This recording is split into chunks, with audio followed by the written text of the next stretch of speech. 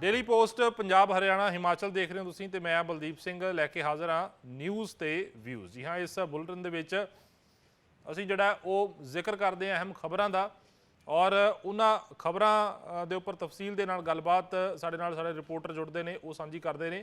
सो अज जिहड़ियां खबरां अहम रहणगियां उसका भी एक बार जिक्र ते वेरवा तुहाडे नाल साझा कर दिंदे आ।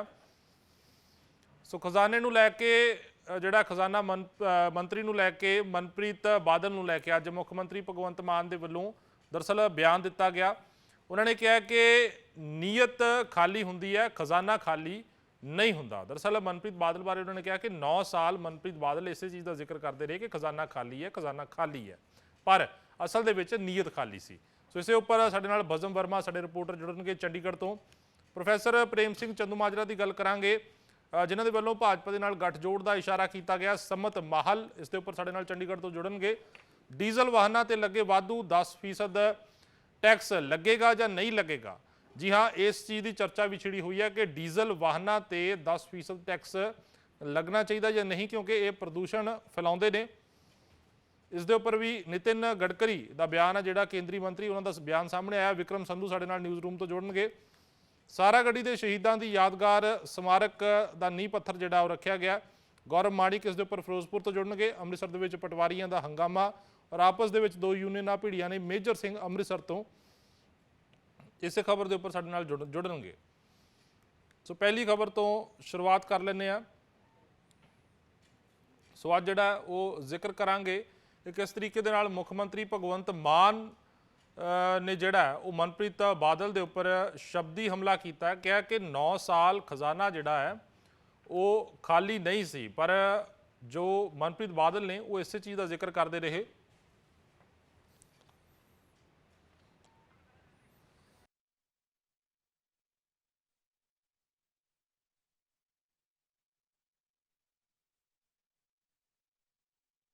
जिहड़ा वो 9 साल इस चीज़ का जिक्र करते रहे और कि खजाना खाली है, खजाना खाली है। दरअसल खजाना खाली नहीं सी, बल्कि नीयत खाली सी। उन्होंने कहा सी कि खजाना मुख मंत्री भगवंत मान ये कह रहे हैं कि खजाना तो भरिया होया है, अज भी लोग जिहड़ा वो टैक्स दे रहे हैं और लोगों के टैक्स के नाल ही खजाना भरिया होया है, पर लीकेजिस जिहड़ियां ने कई थावां तो पिछले समय दे विच हुंदियां रहीआं ने और इसे नूं लैके अज निशाना जिहड़ा है वो मनप्रीत बादल के उपर जिहड़ा जो कि साबका खजाना मंत्री रहे ने पंजाब के, कांग्रेस की टर्म दे विच भी रहे ने। श्रोमणी अकाली दल की सरकार जिस वेले रही सी तो उस वेले भी खजाना मंत्री के अहुदे के उपर मनप्रीत बादल रहे ने। तो उन्होंने कहा कि खजाना नहीं बल्कि नीयत खाली सी, जदों कि लोग तो टैक्स दे रहे सी, खजाने दे विच पैसा आ रहा सी, पर खजाने दे विचों लीकेजिस बहुत ज़्यादा सी और असीं उन्हां नूं लीकेजिस नूं जिहड़ा वो बंद कर दिता। तो हुण जिहड़ा वो खजाना खाली नहीं है।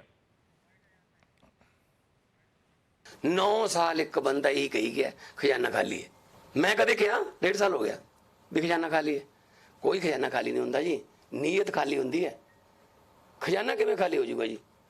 लोग टैक्स दिंदे ने और हाँ खजाने चो लीकेज बहुत सी, जिहड़े खजाने नूं राह जांदे है ना वो चो लीकेज बहुत सी। इधर नूं नक्का वढ़ लिया, किसी ने इधर नूं नक्का वढ़ लिया, वो हुण असीं नक्के सारे बंद करके सीधा खजाने च ते खजाने दा मूँह तुहाडे वल नूं। सो सुनिया तुसीं मुख मंत्री भगवंत मान नूं, उन्होंने ये गल कही है कि खजाना खाली नहीं सी, बल्कि खजाने दे विच तां लोकां दे वल्लों जो टैक्स दिता जांदा है अपनी कमाई दे विचों उस दे नाल खजाना भरिया हुंदा, पर खजाने दे विचों लीकेजिस कई किस्म दियां सी। सीधा सीधा उन्हां दा कहण दा मतलब सी कि खजाने की जिहड़ी है वो लुट हुंदी सी। इसे खबर के उपर साडे नाल बज़म वर्मा साडे रिपोर्टर जुड़े हुए हैं। बज़म की जो अज निशाना साधिया गया मुख मंत्री भगवंत मान के वलों सीधा सीधा मनप्रीत बादल के उपर, और ये पहली बार नहीं है, इस तो पहला भी खजाने खाली का जिक्र अक्सर जिहड़ा वो तंज भरे अंदाज दे विच, तंज भरे लहजे दे विच मुख मंत्री करते नज़र आए हैं। अज की कुछ उन्होंने जो गलबात कही है उस तो की कुछ प्रतीत हुंदा? देखो बलदीप, एक बड़ी कहावत है, मशहूर कहावत है, कहते एक तीर ते 2 निशाने ਉਹੀ इस वक्त ਜਿਹੜੀ ਉਹ ਮਾਰੇ ਨੇ सीएम मान ਵੱਲੋਂ। ਕਿਉਂਕਿ ਇੱਕ ਪਾਸੇ ਤਾਂ ਆਪਣੀ ਸਰਕਾਰ ਦੀ ਵਾਹਵਾਹੀ ਵੀ ਕਰਾ ਲਈ, ਕਹਿ ਕੇ ਕਿ 1.5 ਸਾਲ ਹੋਇਆ ਹੱਲੇ ਤਾਂ ਸਾਡੇ ਕੋਲ ਤਾਂ ਕੋਈ ਖਜ਼ਾਨਾ ਘੱਟ ਨਹੀਂ ਹੋਇਆ, ਅਸੀਂ ਤਾਂ ਨੌਕਰੀਆਂ ਦੇ ਰਹੇ ਹਾਂ। ਕਿਉਂਕਿ ਅੱਜ ਨੌਕਰੀਆਂ ਦੇਣ ਲਈ ਜਿਹੜੇ ਉਹ ਪਹੁੰਚੇ ਸੀਗੇ ਜਿਹੜਾ ਸੀਐਮ ਮਾਨ, ਦੂਜੇ ਪਾਸੇ ਮਨਪ੍ਰੀਤ ਬਾਦਲ ਤੇ ਵੀ ਨਿਸ਼ਾਨਾ ਮਾਰ ਦਿੱਤਾ ਗਿਆ, ਕਿਹਾ ਕਿ 9 ਸਾਲ ਜਿਹੜਾ ਹੈਗਾ ਇਹ ਕਹਿੰਦੇ ਰਹੇ ਕਿ ਖਜ਼ਾਨਾ ਖਾਲੀ ਹੈ, ਖਜ਼ਾਨਾ ਖਾਲੀ ਹੈ, ਬਲਕਿ ਖਜ਼ਾਨਾ ਤਾਂ ਭਰਿਆ ਹੋਇਆ ਸੀਗਾ ਬਟ ਨੀਤ ਨਹੀਂ ਸੀਗੀ, ਨੀਤ ਜਿਹੜੀ ਹੈ ਉਹ 'ਚ ਪ੍ਰੋਬਲਮ ਆ ਰਹੀ ਸੀ, ਇਹ ਕਿਹਾ ਗਿਆ ਉਹਨਾਂ ਵੱਲੋਂ। ਤੇ ਕਿਤੇ ਨਾ ਕਿਤੇ ਕਿਉਂਕਿ ਇਸ ਤਰੀਕੇ ਨਾਲ ਵੀ ਦੇਖਿਆ ਜਾਂਦਾ ਕਿਉਂਕਿ ਜੇ ਕੈਪਟਨ ਅਮਰਿੰਦਰ ਸਿੰਘ ਦੇ ਵੇਲੇ ਦੀ ਦੇਖ ਲਈਏ ਸਰਕਾਰ ਦੇ ਵੇਲੇ ਤਾਂ ਉਸ ਸਮੇਂ ਖਜ਼ਾਨਾ ਮੰਤਰੀ ਸੀਗੇ ਮਨਪ੍ਰੀਤ ਸਿੰਘ ਬਾਦਲ। ਉਸ ਤੋਂ ਇਲਾਵਾ ਜੇ ਗੱਲ ਕਰ ਲਈਏ ਪਹਿਲਾਂ ਸ਼੍ਰੋਮਣੀ ਅਕਾਲੀ ਦਲ ਦੀ ਜਦ ਸਰਕਾਰ ਸੀਗੀ ਭਾਜਪਾ ਦੀ ਨਾਲ, ਉਸ ਸਮੇਂ ਵੀ ਜਿਹੜੇ ਮੰਤਰੀ ਰਹੇ ਸੀਗੇ। ਤਾਂ ਇਸ ਕਰਕੇ ਅੱਜ ਮੁੱਖ ਮੰਤਰੀ ਭਗਵੰਤ ਮਾਨ ਵੱਲੋਂ ਇੱਕ ਤਰੀਕੇ ਨਾਲ ਇਹ ਇੱਕ ਤੀਰ ਨਾਲ ਦੋ ਨਿਸ਼ਾਨੇ ਸਾਧ ਦਿੱਤੇ ਗਏ। ਇੱਕ ਪਾਸੇ ਆਪਣੀ ਤਾਰੀਫ ਕਰਵਾ ਲਈ ਸਰਕਾਰ ਦੀ ਕਿ ਅਸੀਂ ਕੰਮ ਕਰਕੇ ਦਿਖਾ ਰਹੇ ਹਾਂ, ਪਰ ਦੂਜੇ ਪਾਸੇ ਵਿਰੋਧੀ ਵੀ ਜਿਹੜੇ ਉਹ ਘੇਰ ਲਿੱਤੇ ਗਏ। ਮਨਪ੍ਰੀਤ ਸਿੰਘ ਬਾਦਲ ਜਿਹੜਾ ਪਹਿਲਾਂ ਹੀ ਜਿਹੜਾ ਹੈ ਵਿਜੀਲੈਂਸ ਦੇ ਰਡਾਰ ਤੇ ਨੇ, ਇਹ ਵੀ ਜਾਣਕਾਰੀ ਮਿਲਦੀ ਹੈ। ਦੂਜੇ ਪਾਸੇ ਕਿਉਂਕਿ ਸ਼ੁਰੂਆਤ ਜਦ ਭਗਵੰਤ ਮਾਨ ਨੇ ਕੀਤੀ ਸੀ ਤਾਂ ਮਨਪ੍ਰੀਤ ਸਿੰਘ ਬਾਦਲ ਦੇ ਨਾਲ ਮਿਲ ਕੇ ਕੀਤੀ ਸੀਗੀ, ਇਹ ਵੀ ਜਾਣਕਾਰੀ ਮਿਲਦੀ ਹੈ। ਤੇ ਪਹਿਲਾਂ ਵੀ ਉਹ ਚੀਜ਼ ਕਹਿ ਚੁੱਕੇ ਨੇ ਕਿ ਮੇਰੇ ਜੇ ਆਪਣੇ ਵੀ ਹੋਣਗੇ ਤਾਂ ਵੀ ਜੇ ਗਲਤ ਕਰਨਗੇ ਤਾਂ ਮੈਂ ਜਿਹੜਾ ਹੈ ਉਹ ਉਹਨਾਂ ਤੇ ਜਿਹੜਾ ਐਕਸ਼ਨ ਲਵਾਂਗਾ। ਇਹ ਵੀ ਜਿਹੜੇ ਮੁੱਖ ਮੰਤਰੀ ਭਗਵੰਤ ਮਾਨ ਜਿਹੜੇ ਕਹਿ ਚੁੱਕੇ ਨੇ। ਇਸ ਕਰਕੇ ਦੂਸਰੀ ਵਾਰ ਦੇਖਿਆ ਜਾ ਰਿਹਾ ਹੈ ਕਿ ਦੂਸਰੀ ਵਾਰ ਵੀ ਨਿਸ਼ਾਨਾ ਜਿਹੜਾ ਹੈ ਉਹ ਸਾਧਿਆ ਗਿਆ। ਹੁਣ ਗੱਲ ਕੀਤੀ ਜਾਂਦੀ ਹੈ ਲੀਕੇजेस ਦੀ। ਉਹਨਾਂ ਨੇ ਗੱਲ ਤਾਂ ਕਰ ਲਈ ਲੀਕੇजेस ਕਿ ਲੀਕੇजेस ਬਹੁਤ ਹੋ ਰਹੀਆਂ ਸੀਗੀਆਂ, ਕੋਈ ਕਿਤੋਂ ਜਿਹੜਾ ਹੈ ਉਹ ਦੁਰਵਰਤੋਂ ਕਰਦਾ ਸੀਗਾ ਖਜ਼ਾਨੇ ਦੀ, ਕੋਈ ਕਿਤੋਂ ਕਰਦਾ ਸੀਗਾ, ਇਸ ਕਰਕੇ ਖਜ਼ਾਨਾ ਮੁੱਕ ਜਾਂਦਾ ਸੀ। ਪਰ ਆਖਿਰਕਾਰ ਜੋ ਕੋਈ ਦੁਰਵਰਤੋਂ ਕਰਦਾ ਸੀਗਾ, ਜਿੱਥੋਂ ਲੀਕੇजेस ਸੀਗੀ, ਹੁਣ ਵਾਰੀ ਇਹ ਹੈ ਕਿ ਜੋ ਲੀਕੇਜ ਹੈ ਉਹ ਕਿਹਦੇ ਵੱਲੋਂ ਕੀਤੀ ਗਈ ਤੇ ਕਿਸ ਤਰੀਕੇ ਦੀ ਕੀਤੀ ਗਈ, ਉਹ ਸਰਕਾਰ ਉਸ ਤੇ ਕੀ ਐਕਸ਼ਨ ਲੈਂਦੀ ਹੈ, ਉਸ ਤੋਂ ਖੁੱਲ੍ਹ ਕੇ ਕੀ ਕਦ ਆਉਂਦੀ ਹੈ।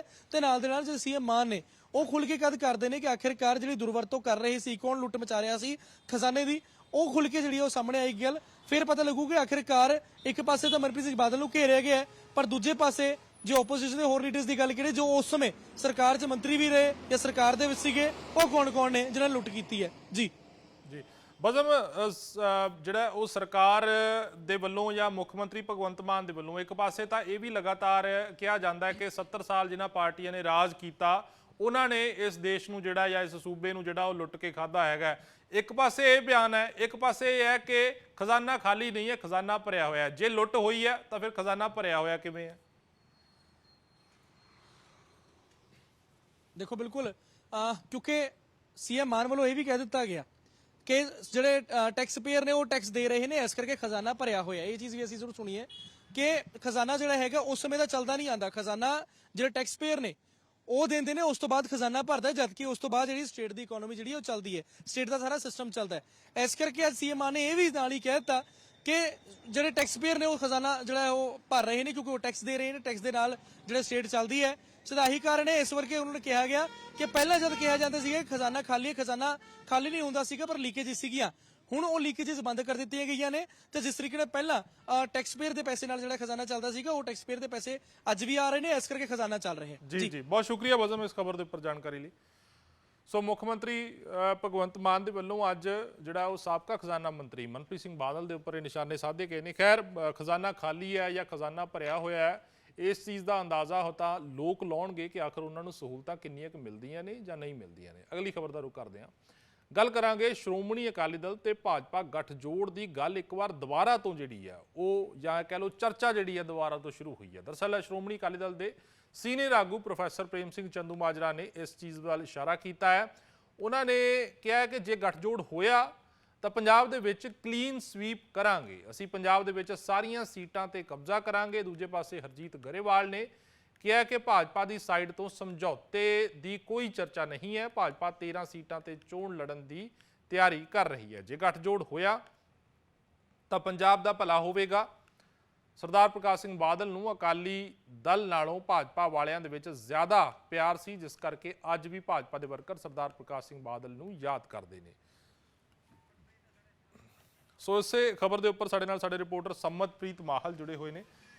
ਸਮਤ, ਇੱਕ ਪਾਸੇ ਇਹ ਗੱਲ ਪਹਿਲੀ ਵਾਰ ਤਾਂ ਤੁਰੀ ਨਹੀਂ ਹੈ ਕਿ ਭਾਜਪਾ ਜਾਂ ਅਕਾਲੀਆਂ ਦਾ ਗੱਠਜੋੜ, ਪਹਿਲਾਂ ਵੀ ਚਰਚਾਵਾਂ ਜਿਹੜੀਆਂ ਰਹਿ ਕੇ ਹੁੰਦੀਆਂ ਰਹਿੰਦੀਆਂ ਨੇ। ਹੁਣ ਬੜੇ ਸੀਨੀਅਰ ਆਗੂ ਪ੍ਰੋਫੈਸਰ ਪ੍ਰੇਮ ਸਿੰਘ ਚੰਦੂਮਾਜਰਾ ਉਹਨਾਂ ਨੇ ਜ਼ਿਕਰ ਕੀਤਾ ਇਸ ਗੱਠਜੋੜ ਦਾ ਕਿ ਜੇਕਰ ਹੁੰਦਾ ਤਾਂ ਕਲੀਨ ਸਵੀਪ ਹੋਏਗਾ। ਦੂਜੇ ਪਾਸੇ ਹਰਜੀਤ ਗਰੇਵਾਲ ਦਾ ਬਿਆਨ ਵੀ ਜਿਹੜਾ ਬੇਸ਼ੱਕ ਉਹਨਾਂ ਨੇ ਗੱਠਜੋੜ ਦੇ ਬਾਰੇ ਕੋਈ ਗੱਲ ਨਹੀਂ ਕੀਤੀ, ਪਰ ਉਹਨਾਂ ਨੇ ਇਹ ਬਿਲਕੁਲ ਹੀ ਡਿਨਾਈਲ ਮੋਡ ਦੇ ਵਿੱਚ ਵੀ ਉਹ ਨਹੀਂ ਹੈਗੇ ਜਿਹੜਾ ਉਹ ਜੋ ਹਰਜੀਤ ਗਰੇਵਾਲ।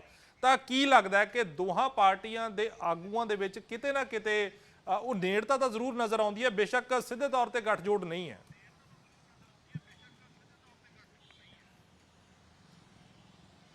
ਬਲਦੀਪ ਦੇਖੋ 2024 ਦੀਆਂ ਲੋਕ ਸਭਾ ਚੋਣਾਂ ਨੂੰ 1 ਸਾਲ ਤੋਂ ਵੀ ਘੱਟ ਦਾ ਜਿਹੜਾ ਸਮਾਂ ਉਹ ਰਹਿ ਚੁੱਕਿਆ ਹੈ ਤਾਂ ਅਜਿਹੇ ਦੇ ਵਿੱਚ ਗੱਠਜੋੜ ਅਤੇ ਅਲਾਈਅੰਸ ਦੀਆਂ ਖਬਰਾਂ ਆਉਣਾ ਵਾਜਿਬ ਜੀ ਗੱਲ ਹੈ। ਕੋਈ ਇਹਨਾਂ ਦਿਨਾਂ ਦੇ ਦਰਮਿਆਨ ਗੱਠਜੋੜ ਅਕਸਰ ਦੇਖਿਆ ਕਿ ਅਸੀਂ ਸਿਆਸਤ ਦੇ ਵਿੱਚ ਹੁੰਦੇ ਰਹਿੰਦੇ ਨੇ, ਕਿਉਂਕਿ ਚੋਣਾਂ ਤੋਂ ਪਹਿਲਾਂ ਗੱਠਜੋੜ ਹੋਣੇ, ਉਹਨਾਂ ਦੀਆਂ ਚਰਚਾਵਾਂ ਚੱਲਣੀਆਂ ਇੱਕ ਆਮ ਜੀ ਗੱਲ ਆ। ਤਾਂ ਇਸ ਦੇ ਚੱਲਦੇ ਹੋਏ ਅੱਜ ਸ਼੍ਰੋਮਣੀ ਅਕਾਲੀ ਦਲ ਦੇ ਸੀਨੀਅਰ ਆਗੂ ਪ੍ਰੇਮ ਸਿੰਘ ਚੰਨੂਮਾਜਰਾ ਵੱਲੋਂ ਵੀ ਇੱਕ ਆਪਣੀ ਦਿਲ ਦੀ ਇੱਛਾ ਜਿਹੜੀ ਜ਼ਾਹਿਰ ਕੀਤੀ ਹੈ, ਜਿਸ ਦੇ ਵਿੱਚ ਉਹਨਾਂ ਨੇ ਸਾਫ਼ ਤੌਰ ਦੇ ਉੱਤੇ ਕਿਹਾ ਕਿ ਜੇਕਰ ਪੰਜਾਬ ਦੇ ਵਿੱਚ ਸ਼੍ਰੋਮਣੀ ਅਕਾਲੀ ਦਲ, ਬੀਐਸਪੀ ਅਤੇ ਬੀਜੇਪੀ ਦਾ ਅਲਾਈਅੰਸ ਹੁੰਦਾ ਹੈ ਤਾਂ ਕਲੀਨ ਸਵੀਪ ਹੈ ਜਿਹੜੀ ਉਹ ਪੰਜਾਬ ਦੇ ਵਿੱਚ ਸ਼੍ਰੋਮਣੀ ਅਕਾਲੀ ਦਲ ਕਰਦੀ ਹੋਈ ਨਜ਼ਰ ਆਵੇਗੀ। ਕਿਉਂਕਿ ਅਸੀਂ ਦੇਖਿਆ ਕਿ ਪਹਿਲਾਂ ਵੀ ਬੀਜੇਪੀ ਅਤੇ ਅਕਾਲੀ ਦਲ ਦੇ ਗੱਠਜੋੜ ਨੇ 2 ਵਾਰੀ ਸੱਤਾ ਜਿਹੜੀ ਉਹ ਹਾਸਿਲ ਕੀਤੀ ਹੈ ਪੰਜਾਬ ਦੇ ਵਿੱਚ ਲਗਾਤਾਰ। ਤੇ ਇਸ ਦੇ ਨਾਲ ਹੀ ਜੇਕਰ ਗੱਲ ਕੀਤੀ ਜਾਵੇ ਤਾਂ ਕਾਫੀ ਮੈਂਬਰ ਪਾਰਲੀਮੈਂਟ ਨੇ ਇਸ ਗੱਠਜੋੜ ਨੇ ਜਿਹੜੇ ਉਹ ਦੇਸ਼ ਦੀ ਪਾਰਲੀਮੈਂਟ ਦੇ ਵਿੱਚ ਬਿਠਾਏ ਨੇ। ਤੇ ਇਸ ਦੇ ਨਾਲ ਤੁਹਾਨੂੰ ਇੱਕ ਚੀਜ਼ ਹੋਰ ਦੱਸ ਦਿੰਦੇ ਹਾਂ ਕਿ ਜਿੱਥੇ ਇੱਕ ਪਾਸੇ INDIA ਗੱਠਜੋੜ ਕਰਕੇ ਇਸ ਵਾਰ ਇਲੈਕਸ਼ਨ ਲੜਨ ਦੀ ਤਿਆਰੀ ਕਰ ਰਹੀ ਹੈ ਤਾਂ ਦੂਜੇ ਪਾਸੇ NDA ਵੀ ਆਪਣੀ ਪੰਜਾਬ ਦੇ ਵਿੱਚ ਜ਼ਮੀਨ ਤਲਾਸ਼ਦੀ ਹੋਈ ਨਜ਼ਰ ਆ ਰਹੀ ਹੈ। ਤਾਂ ਇਹ ਜ਼ਮੀਨ ਕਿਤੇ ਨਾ ਕਿਤੇ ਕਿਹਾ ਜਾ ਸਕਦਾ ਹੈ ਕਿ ਪੰਜਾਬ ਦੀ ਖੇਤਰੀ ਪਾਰਟੀ ਸ਼੍ਰੋਮਣੀ ਅਕਾਲੀ ਦਲ ਦੇ ਆਉਣ ਨਾਲ ਜਿਹੜੀ ਉਹਨਾਂ ਦੀ ਉਹ ਮੁੱਕ ਸਕਦੀ ਹੈ। ਕਿਉਂਕਿ ਜੇਕਰ ਗੱਲ ਕੀਤੀ ਜਾਵੇ ਤਾਂ ਪ੍ਰਤਾਪ ਸਿੰਘ ਬਾਜਵਾ ਜੋ ਵਿਰੋਧੀ ਧਿਰ ਦੇ ਨੇਤਾ ਨੇ, ਉਹਨਾਂ ਵੱਲੋਂ ਵੀ ਸਾਫ਼ ਤੌਰ ਦੇ ਉੱਤੇ ਬੀਤੇ ਦਿਨਾਂ ਡੇਲੀ ਪੋਸਟ ਨਾਲ ਗੱਲਬਾਤ ਕਰਦੇ ਕਿਹਾ ਸੀ ਕਿ ਬੀਜੇਪੀ ਅਗਰ ਕੱਲੀ ਲੜਦੀ ਹੈ ਤਾਂ ਉਹਨਾਂ ਦੀਆਂ ਜ਼ਮਾਨਤਾਂ ਨੇ ਜਿਹੜੀਆਂ ਉਹ ਜ਼ਬਤ ਹੋ ਸਕਦੀਆਂ ਨੇ। ਤਾਂ ਇੱਥੇ ਕਿਹਾ ਜਾ ਸਕਦਾ ਹੈ ਕਿ ਗੱਠਜੋੜ ਹੈ ਜਿਹੜਾ ਉਹ ਕਿਤੇ ਨਾ ਕਿਤੇ ਜ਼ਰੂਰ ਸੰਭਾਵਿਤ ਹੈ। ਕਿਉਂਕਿ ਦੂਜੇ ਪਾਸੇ ਜੇਕਰ ਦੇਖਿਆ ਜਾਵੇ ਹਾਲਾਂਕਿ ਜਿਹੜੇ ਲੋਅਰ ਲੀਡਰਸ ਨੇ, ਜੇਕਰ ਸਟੇਟ ਲੈਵਲ ਦੀ ਗੱਲ ਕੀਤੀ ਜਾਵੇ ਤਾਂ ਉੱਥੇ ਜ਼ਰੂਰ ਜਿਹੜੀਆਂ ਪਾਸੇ ਨੇ, ਜਿਹੜੇ ਕਿਨਾਰੇ ਨੇ ਉਹ ਇੱਕ ਦੂਜੇ ਤੋਂ ਕੀਤੇ ਜਾ ਰਹੇ ਨੇ। ਪਰ ਜੇਕਰ ਗੱਲ ਕੀਤੀ ਜਾਵੇ ਤਾਂ ਹਾਈ ਲੈਵਲ ਦੇ ਉੱਤੇ ਕਾਫੀ ਜਿਹੜੀਆਂ ਚਰਚਾਵਾਂ ਨੇ ਉਹ ਇਸ ਵਕਤ ਛਿੜੀਆਂ ਹੋਈਆਂ ਨੇ। ਕਿਹਾ ਜਾ ਰਿਹਾ ਕਿ ਨਵੰਬਰ ਮਹੀਨੇ ਦੇ ਲਾਸਟ ਦੇ ਵਿੱਚ ਕਿਹਾ ਜਾ ਰਿਹਾ ਕਿ ਜਿਹੜੀ ਗੱਠਜੋੜ ਨੇ ਇਹ ਸ਼੍ਰੋਮਣੀ ਅਕਾਲੀ ਦਲ ਅਤੇ ਬੀਜੇਪੀ ਦਾ ਹੋ ਸਕਦਾ। ਪਰ ਦੇਖਣਾ ਵਾਲਾ ਇਹ ਹੋਵੇਗਾ ਕਿ ਗੱਠਜੋੜ ਹੁੰਦਾ ਜਾਂ ਵਾਕਈ ਜਾਂ ਨਹੀਂ, ਕਿਉਂਕਿ ਪਹਿਲਾਂ ਵੀ ਕਾਫੀ ਵਾਰ ਜਿਹੜੀਆਂ ਚਰਚਾਵਾਂ ਨੇ ਉਹ ਛਿੜ ਚੁੱਕੀਆਂ ਨੇ ਗੱਠਜੋੜ ਨੂੰ ਲੈ ਕੇ। ਤੇ ਇਸ ਨੂੰ ਨਕਾਰਦੇ ਹੋਏ ਸੁਖਬੀਰ ਸਿੰਘ ਬਾਦਲ ਵੀ ਨਜ਼ਰ ਆਏ ਨੇ ਅਤੇ ਬੀਜੇਪੀ ਵੀ ਨਜ਼ਰ ਆਈ ਹੈ। ਪਰ ਦੂਜੇ ਪਾਸੇ ਜੇਕਰ ਵਿਰੋਧੀਆਂ ਦੀ ਮੰਨਿਆ ਜਾਵੇ ਤਾਂ ਵਿਰੋਧੀ ਲਗਾਤਾਰ ਇੱਕ ਚੀਜ਼ ਦਾ ਦਾਅਵਾ ਕਰਦੇ ਹੋਏ ਨਜ਼ਰ ਆ ਰਹੇ ਨੇ ਕਿ ਨਵੰਬਰ ਮਹੀਨੇ ਦਾ ਉਡੀਕ ਹੈ ਜਿਹੜੀ ਉਹ ਸ਼੍ਰੋਮਣੀ ਅਕਾਲੀ ਦਲ ਵੀ ਕਰ ਰਿਹਾ ਤੇ ਦੂਜੇ ਪਾਸੇ ਬੀਜੇਪੀ ਵੀ ਕਰ ਰਿਹਾ, ਕਿਉਂਕਿ ਉਦੋਂ ਤੱਕ ਜਿਹੜੀ ਤਸਵੀਰ ਹੈ ਉਹ ਕਾਫੀ ਕਲੀਅਰ ਹੋ ਜਾਵੇਗੀ ਸਿਆਸਤ ਦੀ ਵੀ। ਅਖੀਰਕਾਰ ਸਿਆਸਤ ਦੇ ਵਿੱਚ ਕਿਹੜਾ ਭੁਚਾਲ ਹੈ ਜਿਹੜਾ ਉਹ ਰਹਿਣ ਵਾਲਾ ਹੈ ਤੇ ਆਉਣ ਵਾਲੇ ਦਿਨਾਂ ਦੇ ਵਿੱਚ ਕੀ ਸਿਆਸਤ ਦੀ ਤਸਵੀਰ ਰਹਿੰਦੀ ਹੈ ਤੇ ਕਿੰਨਾ ਕੁ ਗੱਠਜੋੜ ਇਹ ਅਸਰਦਾਰ ਰਹੇਗਾ। ਜੇਕਰ ਵਾਕਈ ਹੁੰਦਾ ਹੈ ਤਾਂ ਇਹ ਦੇਖਣਾ ਅਹਿਮ ਰਹੇਗਾ। ਜੀ ਸਮਤ, ਜਿਹੜਾ ਇੱਕ ਗੱਲ ਇਹ ਵੀ ਸੁਖਬੀਰ ਸਿੰਘ ਬਾਦਲ ਨੇ ਵਾਰ-ਵਾਰ ਕਹੀ ਹੈ ਜਾਂ ਫਿਰ ਬੀਜੇਪੀ ਵੀ ਪਹਿਲਾਂ ਉਹ ਗੱਲ ਦੁਹਰਾਉਂਦੀ ਹੈ ਕਿ ਅਸੀਂ ਹੁਣ ਛੋਟੇ ਭਾਈ ਵਾਲੀ ਭੂਮਿਕਾ ਨਹੀਂ ਬਲਕਿ ਵੱਡੇ ਭਾਈ ਵਾਲੀ ਭੂਮਿਕਾ ਦੇ ਵਿੱਚ ਜਿਹੜਾ ਉਹ ਨਜ਼ਰ ਆਵਾਂਗੇ, ਵੱਡੀ ਭੂਮਿਕਾ ਦੇ ਵਿੱਚ। ਪਰ ਸੁਖਬੀਰ ਬਾਦਲ ਨੇ ਸਮਾਂ ਰਹਿੰਦੇ ਕਈ ਵਾਰ ਇਹ ਗੱਲ ਜਿਹੜੀ ਆ ਉਹ ਦੁਹਰਾਈ ਹੈ ਕਿ ਅਸੀਂ ਤੁਹਾਨੂੰ ਬਣਾਵਾਂਗੇ ਜ਼ਰੂਰ ਵੱਡੇ ਭਾਈ। ਇੱਕ ਤੰਜ਼ ਭਰੇ ਲਹਿਜੇ ਦੇ ਵਿੱਚ ਉਹਨਾਂ ਨੇ ਇਹ ਗੱਲ ਕਹੀ ਸੀ। ਤਾਂ ਕਿਤੇ ਨਾ ਕਿਤੇ ਸੀਟਾਂ ਦੀ ਵੰਡ ਨੂੰ ਲੈ ਕੇ ਔਰ ਇਸ ਤੋਂ ਇਲਾਵਾ ਜਿਵੇਂ ਕਿ ਹਰਜੀਤ ਗਰੇਵਾਲ ਕਹਿ ਰਹੇ ਨੇ ਕਿ ਪ੍ਰਕਾਸ਼ ਸਿੰਘ ਬਾਦਲ ਜਿਹੜਾ ਉਹ ਭਾਜਪਾ ਦਾ ਹਰੇਕ ਵਰਕਰ ਪ੍ਰਕਾਸ਼ ਸਿੰਘ ਬਾਦਲ ਦਾ ਸਤਿਕਾਰ ਕਰਦਾ ਸੀ ਔਰ ਅੱਜ ਵੀ ਸਾਡੇ ਦਿਲਾਂ ਦੇ ਵਿੱਚ ਨੇ। ਤਾਂ ਕਿਤੇ ਨਾ ਕਿਤੇ ਬੀਜੇਪੀ ਦੇ ਮਨ ਦੇ ਵਿੱਚ ਅਕਾਲੀ ਦਲ ਦਾ ਜੋ ਇਸ ਵੇਲੇ ਲੀਡਰ ਹੈ, ਜੋ ਪ੍ਰਧਾਨ ਨੇ ਸੁਖਬੀਰ ਸਿੰਘ ਬਾਦਲ, ਕਿਤੇ ਉਹਨਾਂ ਨੂੰ ਲੈ ਕੇ ਵੀ ਕੋਈ ਜਿਹੜਾ ਸ਼ੰਕਾ ਨਜ਼ਰ ਆਉਂਦਾ ਹੈ। ਦੇਖੋ ਬਲਦੀਪ, ਇੱਥੇ ਦੇਖਣਾ ਹੈ, ਇਹ ਸੋਚਣ ਵਾਲੀ ਗੱਲ ਹੈ ਕਿ ਇੱਕ ਕਹਾਵਤ ਆਮ ਤੌਰ ਤੇ ਪੰਜਾਬੀ ਦੇ ਵਿੱਚ ਕਿ ਸਿਆਸਤ ਨੂੰ ਸਮਝਣਾ ਬਹੁਤ ਜ਼ਿਆਦਾ ਔਖਾ ਹੈ, ਸਿਆਸਤ ਕਿਸੇ ਤੋਂ ਜਲਦੀ ਸਮਝ ਦੇ ਵਿੱਚ ਨਹੀਂ ਆਉਂਦੀ ਹੈਗੀ। ਤਾਂ ਇੱਥੇ ਤੁਸੀਂ ਇੱਕ ਚੀਜ਼ ਕਲੀਅਰ ਨੋਟ ਕੀਤੀ ਹੋਵੇਗੀ ਕਿ ਜਦੋਂ ਸੁਖਬੀਰ ਸਿੰਘ ਬਾਦਲ ਵੱਲੋਂ ਇਹ ਬਿਆਨ ਦਿੱਤਾ ਜਾਂਦਾ ਹੈ ਕਿ ਆਓ ਤੰਜ ਭਰੇ ਲਹਿਜੇ ਦੇ ਵਿੱਚ ਕਿ ਆਓ ਤੁਹਾਨੂੰ ਬਣਾਉਂਦੇ ਆ ਵੱਡਾ ਭਰਾ, ਉਸ ਤੋਂ ਬਾਅਦ ਦੇ ਵਿੱਚ ਸੁਖਬੀਰ ਸਿੰਘ ਬਾਦਲ ਵੱਲੋਂ ਜਦੋਂ ਇਹ ਕੁਐਸਚਨ ਹੈ ਜਿਹੜਾ ਉਹ ਪ੍ਰੈਸ ਕਾਨਫਰੰਸ ਦੇ ਦਰਮਿਆਨ ਪੁੱਛਿਆ ਗਿਆ ਸੀ ਤਾਂ ਉਹਨਾਂ ਨੇ ਇਸ ਕੁਐਸਚਨ ਤੋਂ ਜ਼ਰੂਰ ਇੱਕ ਕਿਨਾਰਾ ਕੀਤਾ, ਇਸ ਦਾ ਜਵਾਬ ਉਹਨਾਂ ਵੱਲੋਂ ਨਹੀਂ ਦਿੱਤਾ ਗਿਆ ਹੈਗਾ।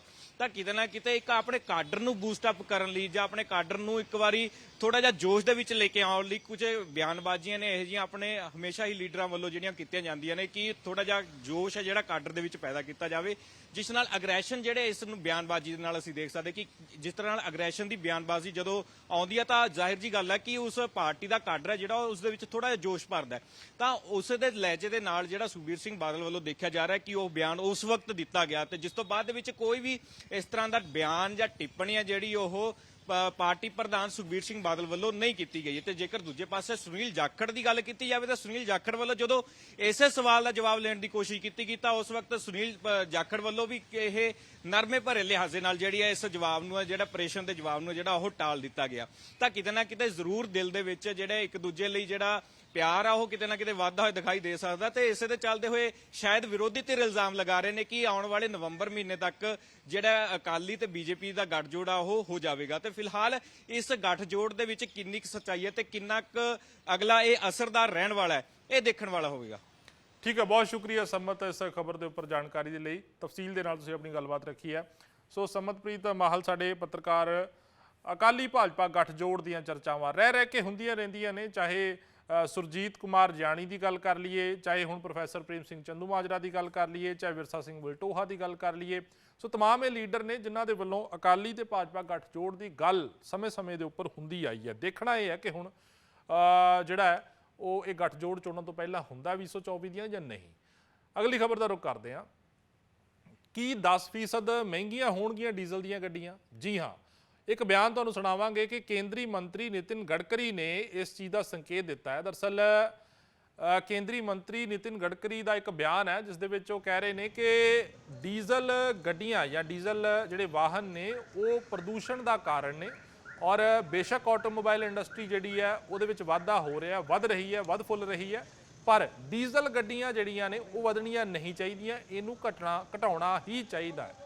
ਔਰ ਇਸੇ ਨੂੰ ਲੈ ਕੇ ਉਹਨਾਂ ਨੇ ਬਿਆਨ ਦਿੱਤਾ ਹੈ ਕਿ ਜੇਕਰ ਇਹ ਡੀਜ਼ਲ ਗੱਡੀਆਂ ਨਹੀਂ ਘਟਦੀਆਂ ਤਾਂ ਫਿਰ ਸੋਚਿਆ ਜਾ ਸਕਦਾ ਇਸ ਦੇ ਉੱਪਰ ਕਿ 10% ਟੈਕਸ ਹੈ ਜਿਹੜਾ ਉਹ ਇਹਨਾਂ ਡੀਜ਼ਲ ਦੇ ਉੱਪਰ ਜਿਹੜਾ ਉਹ ਵਿਸ਼ੇਸ਼ ਤੌਰ ਤੇ ਜਿਹੜਾ ਲਗਾਇਆ ਜਾਵੇ। ਹਾਲਾਂਕਿ ਪ੍ਰਪੋਜ਼ਲ ਇਸ ਨੂੰ ਲੈ ਕੇ ਕੋਈ ਨਹੀਂ ਹੈ। ਕੀ ਕੁਝ ਬਿਆਨ ਦਿੱਤਾ ਨਿਤਿਨ ਗਡਕਰੀ ਨੇ, ਆਓ ਸੁਣਦੇ ਹਾਂ। जो 52% डीजल की गाड़ियां थी वो 18% पे आई है। अब जैसे ऑटोमोबाइल इंडस्ट्री बढ़ रही है, डीजल की गाड़ियां नहीं बढ़नी चाहिए। आप ही आपके लेवल पर निर्णय करिए ताकि डीजल कम से कम हो, और अगर नहीं हुआ तो फिर मैं सरकार को, वित्त मंत्री को ये रिकमेंड करूंगा कि डीजल ज्यादा पोल्यूशन कर रहा है। ਸੋ ਇਹ ਬਿਆਨ ਹੈ ਜਿਹੜਾ ਉਹ ਤੁਸੀਂ ਸੁਣ ਰਹੇ ਸੀ ਨਿਤਿਨ ਗਡਕਰੀ ਦਾ। ਉਹ ਕਹਿੰਦੇ ਕਿ ਜੇਕਰ ਡੀਜ਼ਲ ਗੱਡੀਆਂ ਦੀ ਸੰਖਿਆ, ਗਿਣਤੀ ਜਿਹੜੀ ਹੈ ਉਹ ਘਟਦੀ ਨਹੀਂ ਹੈ ਤਾਂ ਫਿਰ ਕੇਂਦਰ ਸਰਕਾਰ ਨੂੰ ਰਿਕਮੈਂਡੇਸ਼ਨ ਇਸ ਦੇ ਉੱਪਰ ਕਰਾਂਗੇ ਕਿ 10% ਟੈਕਸ ਹੈ ਜਿਹੜਾ ਉਹ ਡੀਜ਼ਲ ਦੇ ਉੱਪਰ ਲਗਾਇਆ ਜਾਵੇ। ਇਸੇ ਖਬਰ ਦੇ ਉੱਪਰ ਵਿਕਰਮ ਸੰਧੂ ਸਾਡੇ ਰਿਸਰਚ ਕੋਰਸਪੋਂਡੈਂਟ ਸਾਡੇ ਨਾਲ ਜੁੜੇ ਹੋਏ ਨੇ। ਵਿਕਰਮ, ਕਿਸ ਤਰੀਕੇ ਨਾਲ ਦੇਖਿਆ ਜਾਵੇ ਕੇਂਦਰੀ ਟਰਾਂਸਪੋਰਟ ਮੰਤਰੀ ਨਿਤਿਨ ਗਡਕਰੀ ਦਾ ਇਹ ਬਿਆਨ ਕਿ ਡੀਜ਼ਲ ਗੱਡੀਆਂ, ਇੱਕ ਤਾਂ ਉਹਨਾਂ ਨੇ ਜ਼ਿਕਰ ਕੀਤਾ ਕਿ 2014 ਤੋਂ ਜਦੋਂ ਤੋਂ ਭਾਜਪਾ ਸਰਕਾਰ ਬਣੀ ਹੈ ਤਾਂ 52% ਜੋ ਵਾਹਨ ਸੀ ਡੀਜ਼ਲ, ਉਹਨਾਂ ਦੀ ਗਿਣਤੀ ਘਟ ਕੇ 18% ਤੇ ਆ ਗਈ ਹੈ ਤੇ ਹੁਣ ਸਰਕਾਰ ਹੋਰ ਚਾਹੁੰਦੀ ਹੈ ਕਿ ਇਹਨਾਂ ਦੀ ਗਿਣਤੀ ਘਟੇ ਤਾਂ ਕਿ ਪ੍ਰਦੂਸ਼ਣ ਜਿਹੜਾ ਉਹ ਨਾ ਹੋਵੇ। ਕੀ ਲੱਗਦਾ ਕਿ ਆਉਣ ਵਾਲੇ ਸਮੇਂ ਦੇ ਵਿੱਚ ਕਿਸੇ ਕਿਸਮ ਦਾ ਕੋਈ ਟੈਕਸ ਇਦਾਂ ਦਾ ਦੇਖਣ ਨੂੰ ਮਿਲ ਸਕਦਾ ਜਾਂ ਨਹੀਂ? ਜੀ ਬਿਲਕੁਲ ਬਲਦੀਪ, ਮੈਂ ਦੱਸਣਾ ਚਾਹਾਂਗਾ ਕਿ ਇਹ ਜਿਹੜਾ ਨਿਤਿਨ ਗਡਕਰੀ ਦਾ ਬਿਆਨ ਆਇਆ ਸੀ 63rd ਸਿਆਮ ਮੀਟਿੰਗ ਦੇ ਵਿੱਚ ਆਇਆ ਸੀ, ਜਿਸ ਦੇ ਵਿੱਚ ਉਹਨਾਂ ਨੇ ਕਿਹਾ ਸੀ ਕਿ ਅਗਰ ਭਾਰਤ ਦੇ ਵਿੱਚ ਜਿਹੜੇ ਕਰੂਡ ਆਇਲ ਦੇ ਨਾਲ ਜਿਹੜੇ ਜਾਂ ਫਿਰ ਪੈਟਰੋਲ ਡੀਜ਼ਲ ਨਾਲ ਜਿਹੜੀ ਗੱਡੀਆਂ ਚੱਲਦੀਆਂ ਇਹਨਾਂ ਦੀ ਗਿਣਤੀ ਦੇ ਵਿੱਚ ਘਾਟਾ ਨਹੀਂ ਹੁੰਦਾ ਤੇ ਸਰਕਾਰ ਡੀਜ਼ਲ ਕਾਰਸ ਤੇ ਜਾਂ ਡੀਜ਼ਲ ਜਿਹੜੇ ਵਹੀਕਲਸ ਆ ਉਹਨਾਂ ਤੇ 10% ਜਿਹੜੇ ਟੈਕਸ ਲਗਾ ਸਕਦੀ ਹੈ, GST ਲਗਾ ਸਕਦੀ ਆ। ਮੈਂ ਦੱਸਦਾ ਕਿ ਫਿਲਹਾਲ ਇਹ ਕੋਈ ਪ੍ਰਪੋਜ਼ਲ ਨਹੀਂ ਹੈ, ਬਟ ਸਰਕਾਰ ਇੰਡੀਕੇਸ਼ਨਸ ਦੇ ਰਹੀ ਹੈ ਕਿ ਸਰਕਾਰ ਫਿਊਚਰ ਦੇ ਵਿੱਚ ਕੀ ਕਰ ਸਕਦੀ ਹੈ। ਇਸ ਦੇ ਨਾਲ ਹੀ ਮੈਂ ਦੱਸਣਾ ਚਾਹਾਂਗਾ ਕਿ ਸਰਕਾਰ ਜਿਹੜੀ 2030 ਤੱਕ ਜਿਹੜੀ ਇਹਨਾਂ ਦੀ ਪਾਲਿਸੀ ਹੈ ਉਸ ਦੇ ਵਿੱਚ 25% ਜਿਹੜੀ ਵਹੀਕਲਸ ਆ ਉਹ EV ਜਿਹੜੇ ਇਲੈਕਟ੍ਰਿਕ ਵਹੀਕਲਸ ਆ ਉਹਨੂੰ ਬਣਾਉਣਾ ਚਾਹੁੰਦੀ ਆ। ਸੋ ਇਹ ਦੇਖਣਾ ਪਵੇਗਾ ਕਿ ਇਹ ਟਾਰਗੇਟ ਕਿੱਦਾਂ ਅਚੀਵ ਹੋਏਗਾ, ਕਿਉਂਕਿ ਸਰਕਾਰ ਜਿਹੜੀ ਸਾਡੀ ਭਾਰਤ ਸਰਕਾਰ ਨੇ ਇਹ ਇੱਕ ਵਾਅਦਾ ਕੀਤਾ ਸੀ ਕਿ 2070 ਤੱਕ ਅਸੀਂ ਭਾਰਤ ਨੂੰ ਨੈਟ ਜ਼ੀਰੋ ਕਾਰਬਨ ਐਮਿਸ਼ਨਸ ਜਿਹੜਾ ਸਟੇਟ ਬਣਾਵਾਂਗੇ, ਜਿਸ ਦੇ ਚੱਲਦੇ ਅਸੀਂ ਨੈਟ ਜ਼ੀਰੋ ਜਿਹੜੀ ਕਾਰਬਨ ਦਾ ਐਮਿਸ਼ਨ ਕਰਾਂਗੇ। ਸੋ ਇਹ ਟਾਰਗੇਟ ਜਿਹੜੇ ਅਚੀਵ ਕਰਨੇ ਬਹੁਤ ਜ਼ਰੂਰੀ ਨੇ, ਸਾਡੇ ਇਨਵਾਇਰਨਮੈਂਟ ਵਾਸਤੇ ਬਹੁਤ ਜ਼ਰੂਰੀ ਨੇ। ਸੋ ਦੇਖਣਾ ਪਵੇਗਾ ਕਿ ਕਿੱਦਾਂ ਅਚੀਵ ਕੀਤੇ ਜਾ ਸਕਦੇ ਨੇ। ਅਗਰ ਆਪਾਂ ਦੇਖੀਏ 2004 ਦੇ ਵਿੱਚ 52% ਜਿਹੜੀਆਂ ਗੱਡੀਆਂ ਸੀ ਉਹ ਡੀਜ਼ਲ ਨਾਲ ਚੱਲਦੀਆਂ ਸੀ, ਐਂਡ 2023 ਦੀ ਗੱਲ ਕੀਤੀ ਜਾਵੇ ਤੇ ਇਹ ਆંકੜਾ ਘਟ ਕੇ 18% ਰਹਿ ਗਿਆ ਹੈ। ਸੋ ਆਉਣ ਵਾਲੇ ਸਾਲਾਂ ਦੇ ਵਿੱਚ ਅਸੀਂ ਦੇਖਦੇ ਹਾਂ 2030 ਦੇ ਵਿੱਚ ਜਿਹੜਾ ਸਾਡਾ ਟਾਰਗੇਟ ਆ ਕਿ 30% ਜਿਹੜਾ ਵਹੀਕਲ ਆ ਜਿਹੜਾ ਉਹ EV ਹੋਏਗਾ, ਜਿਸ ਦੇ ਚੱਲਦੇ ਸਰਕਾਰ ਨੇ ਕਾਫੀ ਸਕੀਮ ਵੀ ਚਲਾਈ ਹੈ, ਜਿਵੇਂ ਕਿ ਫੇਮ ਸਕੀਮ। ਆਪਾਂ ਰੀਸੈਂਟਲੀ ਦੇਖ ਰਹੇ ਹਾਂ ਕਿ ਸਰਕਾਰ ਨਿਤਿਨ ਗਡਕਰੀ ਦੀ ਸਰਕਾਰ, ਅਗਰ ਆਪਾਂ ਦੇਖਿਆ ਜਾਵੇ ਟਰਾਂਸਪੋਰਟ ਮਿਨਿਸਟਰ ਨੇ ਜਿਹੜੇ ਉਹ ਵੀ ਜਿਹੜੇ ਇਥਨੋਲ ਬੇਸਡ ਗੱਡੀਆਂ ਵਾ ਉਹਨੂੰ ਵੀ ਕਾਫੀ ਮਤਲਬ ਮੋਟੀਵੇਟ ਕਰ ਰਹੇ ਇੰਡਸਟਰੀਜ਼ ਨੂੰ ਬਣਾਉਣ ਵਾਸਤੇ, ਜਿਸ ਦੇ ਚੱਲਦੇ ਸੀ ਆਉਣ ਵਾਲੇ ਟਾਈਮ ਦੇ ਵਿੱਚ ਫਲੈਕਸ ਫਿਊਲ ਜਿਹੜੇ ਵਹੀਕਲਸ ਆ ਉਹ ਵੀ ਦੇਖਾਂਗੇ। ਜੀ ਜੀ ਵਿਕਰਮ, ਜੇਕਰ ਆਪਾਂ ਡੀਜ਼ਲ ਗੱਡੀਆਂ ਦੀ ਗੱਲ ਕਰੀਏ ਤਾਂ ਡੀਜ਼ਲ ਗੱਡੀਆਂ ਲੋਕ ਇਸ ਕਰਕੇ ਵੀ ਜ਼ਿਆਦਾ ਖਰੀਦਦੇ ਨੇ ਕਿ ਇੱਕ ਤਾਂ ਡੀਜ਼ਲ ਜਿਹੜਾ ਪੈਟਰੋਲ ਦੇ ਮੁਕਾਬਲੇ ਕੁਝ ਸਸਤਾ ਜਿਹੜਾ ਲੋਕਾਂ ਨੂੰ ਜਿਹੜਾ ਉਹ ਉਪਲਬਧ ਹੁੰਦਾ ਕਈ ਥਾਵਾਂ ਦੇ ਉੱਪਰ ਦੇਸ਼ ਦੇ ਵਿੱਚ, ਤਾਂ ਇੱਕ ਤਾਂ ਇਹ ਕਾਰਨ ਹੋ ਜਾਂਦਾ। ਦੂਸਰਾ ਇਹ ਕਿਹਾ ਜਾਂਦਾ ਸੀ ਆਮ ਤੌਰ ਤੇ ਪਹਿਲਾਂ ਕਿ ਡੀਜ਼ਲ ਗੱਡੀਆਂ ਨੇ ਜਿਹੜੀਆਂ ਉਹਨਾਂ ਦੀ ਮਾਈਲੇਜ ਜ਼ਿਆਦਾ ਹੁੰਦੀ ਹੈ। ਹਾਲਾਂਕਿ ਜੋ ਆਪਾਂ ਗਿਰਾਵਟ ਦੀ ਹੁਣ ਗੱਲ ਕਰ ਰਹੇ ਹਾਂ ਕਿ 52% ਤੋਂ ਘਟ ਕੇ 18% ਤੇ ਜੋ ਡੀਜ਼ਲ ਗੱਡੀਆਂ ਆ ਗਈਆਂ ਨੇ, ਉਹਦੇ ਵਿੱਚ ਇਹ ਵੀ ਵੱਡਾ ਕਾਰਨ ਹੈ ਕਿ ਜੋ ਅੱਜ ਨਵੀਆਂ ਪੈਟਰੋਲ ਗੱਡੀਆਂ ਜਾਂ ਬਿਜਲੀ ਵਾਲੀਆਂ ਗੱਡੀਆਂ ਆ ਰਹੀਆਂ ਨੇ ਉਹਨਾਂ ਦੀ ਮਾਈਲੇਜ ਜਿਹੜੀ ਆ ਉਹ ਵੀ ਜ਼ਿਆਦਾ ਹੈਗੀ ਆ, 25 ਜਾਂ 30 ਕਿਲੋਮੀਟਰ ਦੀ ਮਾਈਲੇਜ। ਇੱਕ ਪੈਟਰੋਲ ਗੱਡੀ ਵੀ ਜਿਹੜੀ ਆ, ਛੋਟੀ ਗੱਡੀ ਕਾਰ 1000 ਸੀਸੀ ਇੰਜਨ ਵਾਲੀ, ਉਹ 25 ਜਾਂ 30 ਦੀ ਐਵਰੇਜ ਜਿਹੜੀ ਆ ਉਹ ਕੱਢ ਰਹੀ ਹੈ। ਤਾਂ ਹੋਰ ਕੀ ਚੀਜ਼ਾਂ ਹੋ ਸਕਦੀਆਂ ਨੇ ਕਿ ਡੀਜ਼ਲ ਦੀ ਵਰਤੋਂ ਜਿਹੜੀ ਹੈ ਗੱਡੀਆਂ ਦੀ ਉਹ ਘੱਟ ਤੋਂ ਘੱਟ ਹੋ ਸਕੇ?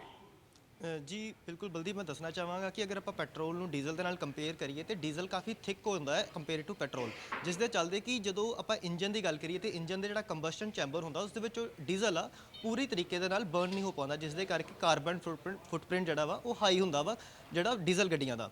ਅਗਰ ਆਪਾਂ ਐਵਰੇਜ ਦੀ ਗੱਲ ਕਰੀਏ ਜਾਂ ਫਿਰ ਮਾਈਲੇਜ ਦੀ ਗੱਲ ਕਰੀਏ ਜਾਂ ਫਿਰ ਈਵਨ ਪਾਵਰ ਦੀ ਗੱਲ ਕਰੀਏ ਤੇ ਡੀਜ਼ਲ ਗੱਡੀਆਂ ਦੀ ਜਿਹੜੀ ਪਾਵਰ ਆ ਉਹ ਜ਼ਿਆਦਾ ਹੁੰਦੀ ਹੈ ਕੰਪੈਰੀਟਿਵਲੀ ਜਿਹੜੇ ਪੈਟਰੋਲ ਗੱਡੀਆਂ ਨੇ। ਬਟ ਅਗਰ ਆਪਾਂ ਕਾਰਬਨ ਫੁੱਟਪ੍ਰਿੰਟ ਦੀ ਗੱਲ ਕਰੀਏ ਤੇ ਕਾਰਬਨ ਫੁੱਟਪ੍ਰਿੰਟ ਉਹ ਡੀਜ਼ਲ ਗੱਡੀ ਦਾ ਜ਼ਿਆਦਾ ਹੁੰਦਾ, ਉਹ ਜ਼ਿਆਦਾ ਪੋਲਿਊਸ਼ਨ ਕਰਦੀਆਂ ਨੇ। ਸੋ ਆਉਣ ਵਾਲੇ ਸਮੇਂ ਦੇ ਵਿੱਚ ਅਸੀਂ ਦੇਖਾਂਗੇ ਕਿ ਸਿਰਫ ਪੈਟਰੋਲ ਗੱਡੀ ਨਹੀਂ ਹੋਏਗੀ ਜਾਂ ਸਿਰਫ ਡੀਜ਼ਲ ਗੱਡੀ ਨਹੀਂ ਹੋਏਗੀ, ਹਾਈਬ੍ਰਿਡ ਗੱਡੀਆਂ ਦਾ ਜਿਹੜਾ ਦੌਰ ਆ ਉਹ ਆਵੇਗਾ। ਆਪਾਂ ਕਰੰਟਲੀ ਵੀ ਦੇਖ ਰਹੇ ਹਾਂ ਕਿ ਇਥਨੋਲ ਬੇਸਡ ਜਿਹੜੇ E20 ਜਿਹੜੀ ਗੱਡੀਆਂ ਨੇ ਉਹ ਵੀ ਆ ਰਹੀਆਂ ਨੇ ਮਾਰਕੀਟ ਦੇ ਵਿੱਚ, ਨਾਲ ਦੇ ਨਾਲ ਅਸੀਂ EV ਦੇਖ ਰਹੇ ਹਾਂ।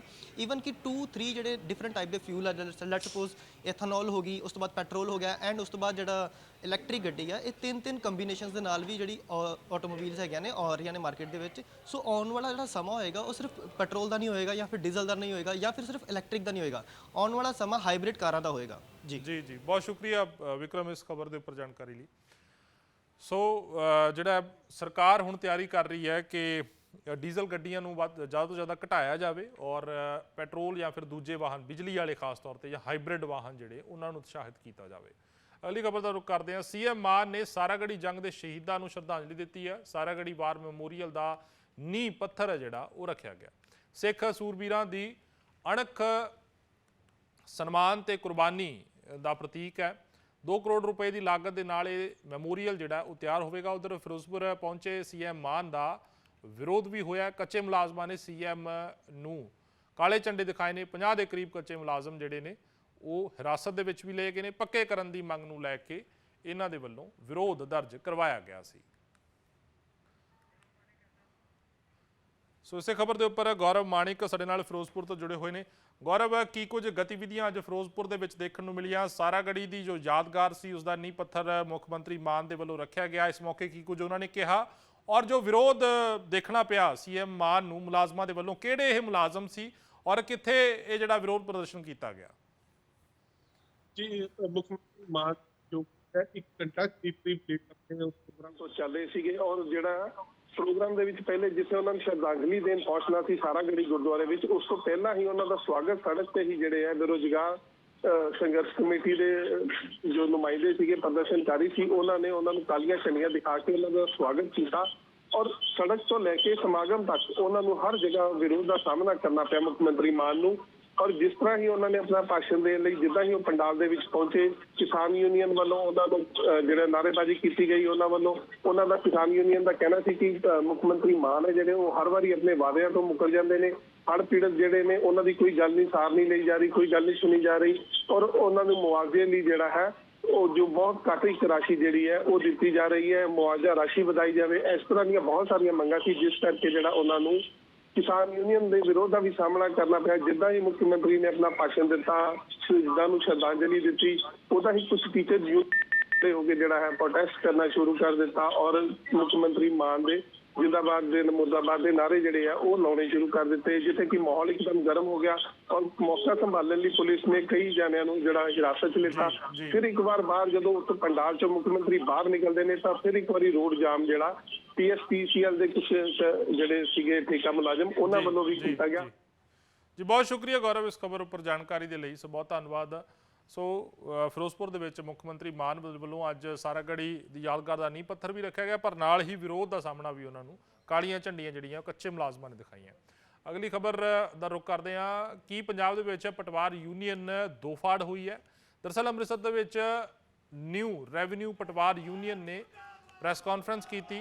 ਹੜਤਾਲ ਤੇ ਗਏ ਪਟਵਾਰੀਆਂ ਨੂੰ ਕੰਮ ਤੇ ਵਾਪਸ ਆਉਣ ਦੀ ਅਪੀਲ ਕੀਤੀ। ਪੰਜਾਬ ਦੇ ਹਿੱਤਾਂ ਨੂੰ ਦੇਖਦੇ ਹੋਏ ਪਟਵਾਰੀ ਆਪਣੇ ਕੰਮ ਦੇ ਉੱਤੇ ਪਰਤਣ, ਇਸ ਯੂਨੀਅਨ ਦੇ ਵੱਲੋਂ ਇਹ ਗੱਲ ਕਹੀ ਗਈ। ਸੋ ਪੰਜਾਬ ਸਰਕਾਰ ਅਤੇ ਪਟਵਾਰੀ ਯੂਨੀਅਨ ਦੇ ਵਿੱਚ ਚੱਲ ਰਹੀ ਲਗਾਤਾਰ ਖਿੱਚੋਤਾਣ ਨੂੰ ਲੈ ਕੇ ਕੁਝ ਪਟਵਾਰੀ ਸਰਕਾਰ ਦੇ ਹੱਕ ਦੇ ਵਿੱਚ ਭੁਗਤਦੇ ਹੋਏ ਨਜ਼ਰ ਆਏ। ਨਿਊ ਰੈਵਨਿਊ ਪਟਵਾਰ ਯੂਨੀਅਨ ਦੇ ਆਗੂਆਂ ਨੇ ਕਿਹਾ ਕਿ ਉਹ ਮਾਲ ਵਿਭਾਗ ਦੇ ਸਾਰੇ ਕੰਮ ਕਰ ਰਹੇ ਨੇ। ਸੋ ਮੇਜਰ ਸਿੰਘ ਸਾਡੇ ਨਾਲ ਇਸੇ ਖਬਰ ਦੇ ਉੱਪਰ ਅੰਮ੍ਰਿਤਸਰ ਤੋਂ ਲਾਈਵ ਜੁੜੇ ਹੋਏ ਨੇ। ਮੇਜਰ, ਪਟਵਾਰੀਆਂ ਨੇ ਕੁਝ ਦਿਨ ਪਹਿਲਾਂ ਜਿਹੜਾ ਮੋਰਚਾ ਸਰਕਾਰ ਦੇ ਖਿਲਾਫ ਖੋਲ੍ਹਿਆ ਆਪਣੀ ਮੰਗਾਂ ਨੂੰ ਲੈ ਕੇ, ਪਰ ਹੁਣ ਕੀ ਲੱਗਦਾ ਹੈ ਜੋ ਇਹ ਦਾ ਨਿਊ ਰੈਵਨਿਊ ਪਟਵਾਰ ਯੂਨੀਅਨ ਦੇ ਵੱਲੋਂ ਜੋ ਇਹ ਕਿਹਾ ਗਿਆ ਕਿ ਪਟਵਾਰੀ ਆਪਣੇ ਕੰਮ ਦੇ ਉੱਪਰ ਵਾਪਸ ਆਉਣ, ਕੀ ਪਟਵਾਰੀ ਯੂਨੀਅਨ ਜਿਹੜੀਆਂ ਹੈਗੀਆਂ ਨੇ ਉਹ ਆਪਸ ਦੇ ਵਿੱਚ ਦੋ ਫਾੜ ਹੋ ਰਹੀਆਂ ਨੇ ਇਸ ਮਸਲੇ ਦੇ ਉੱਪਰ? ਜੀ ਬਿਲਕੁਲ, ਜਸਵੰਤ ਸਿੰਘ ਤੇ ਨਿਸ਼ਾਨ ਸਿੰਘ ਅੱਜ ਅੰਮ੍ਰਿਤਸਰ ਦੇ ਵਿੱਚ ਆਪਸ ਵਿੱਚ ਦੋਵੇਂ ਧਿਰਾਂ ਜਿਹੜੀਆਂ ਭਿੜੀਆਂ। ਇੱਕ ਧਿਰ ਜਿਹੜੀ ਆ ਉਹ ਕਹਿ ਰਹੀ ਕਿ ਪਟਵਾਰੀ ਜਿਹੜੇ ਨੇ ਵਾਪਸ ਕੰਮ ਕਰਨਗੇ, ਤਾਂ ਦੂਸਰੀ ਧਿਰ ਜਿਹੜੀ ਆ ਉਹ ਕਹਿ ਰਹੀ ਹੈ ਕਿ ਪਟਵਾਰੀ ਜਿੰਨਾ ਤੱਕ ਮੰਗਾਂ ਜਿਹੜੀਆਂ ਉਹ ਨਹੀਂ ਮੰਨੀਆਂ ਜਾਂਦੀਆਂ ਤਦ ਤੱਕ ਹੜਤਾਲ ਤੇ ਹੀ ਰਹਿਣਗੇ। ਪਰ ਗੁਰਦਾਸਪੁਰ ਤੋਂ ਆਏ ਪਟਵਾਰੀਆਂ ਨੂੰ ਪ੍ਰੈਸ ਕਾਨਫਰੰਸ ਨਹੀਂ ਕਰਨ ਦਿੱਤੀ ਗਈ, ਕਿਉਂਕਿ ਨਿਸ਼ਾਨ ਸਿੰਘ ਵੱਲੋਂ ਕਿਹਾ ਗਿਆ ਕਿ ਪਟਵਾਰੀ ਜਿਹੜੇ ਨੇ ਉਹ ਸਰਕਾਰ ਦੇ ਹੀ ਨੁਮਾਇੰਦੇ ਨੇ, ਸਰਕਾਰ ਦੇ ਹੀ ਵਰਕਰ ਨੇ। ਜਿੱਥੇ ਪਟਵਾਰੀਆਂ ਦੀ ਡਿਊਟੀ ਲੱਗੇਗੀ ਉੱਥੇ ਹੀ ਜਿਹੜਾ ਵਾ ਉਹ ਵਰਕ ਕਰਨਗੇ। ਤਾਂ ਪਟਵਾਰੀਆਂ ਦਾ ਇਹ ਕਹਿਣਾ ਕਿ ਨੌਜਵਾਨ ਪੀੜ੍ਹੀ ਵਾਸਤੇ ਅਸੀਂ ਸੰਘਰਸ਼ ਕਰ ਰਹੇ ਹਾਂ ਕਿ ਨੌਜਵਾਨ ਪੀੜ੍ਹੀ ਜਿਹੜੀ ਬੇਰੁਜ਼ਗਾਰ ਚੱਲ ਰਹੀ ਆ, ਉਹਨਾਂ ਨੂੰ ਵਰਕ ਮਿਲੇ, ਉਹਨਾਂ ਨੂੰ ਜਿਹੜਾ ਵਾ ਕੰਮਕਾਜ ਮਿਲੇ, ਰੋਜ਼ਗਾਰ ਮਿਲੇ। ਤਾਂ ਦੂਸਰੇ ਪਾਸੇ ਜਸਵੰਤ ਸਿੰਘ ਦਾ ਕਹਿਣਾ ਹੈ ਕਿ ਜਿਹੜੇ ਪਿੱਛੇ ਪਟਵਾਰੀ ਰਿਟਾਇਰਮੈਂਟ ਹੋਏ ਆ ਉਹਨਾਂ ਨੂੰ ਫਿਰ ਜਿਹੜਾ ਵਾ ਉਹ ਕੰਮ ਤੇ ਰੱਖਿਆ ਜਾਵੇ, ਕਿਉਂਕਿ ਉਹਨਾਂ ਦਾ ਐਕਸਪੀਰੀਅੰਸ ਜ਼ਿਆਦਾ ਵਾ। ਜੀ ਬਹੁਤ ਸ਼ੁਕਰੀਆ ਮੇਜਰ, ਇਸ ਖਬਰ ਉੱਪਰ ਜਾਣਕਾਰੀ ਲਈ ਬਹੁਤ ਧੰਨਵਾਦ। ਸੋ ਪਟਵਾਰੀ ਯੂਨੀਅਨ ਜਿਹੜੀਆਂ ਨੇ ਉਹ ਆਪਸ ਦੇ ਵਿੱਚ ਹੀ ਕਿਤੇ ਨਾ ਕਿਤੇ ਉਹਨਾਂ ਦੀ ਭਿੜੰਤ ਹੋ ਗਈ ਆ ਅੰਮ੍ਰਿਤਸਰ ਦੇ ਵਿੱਚ।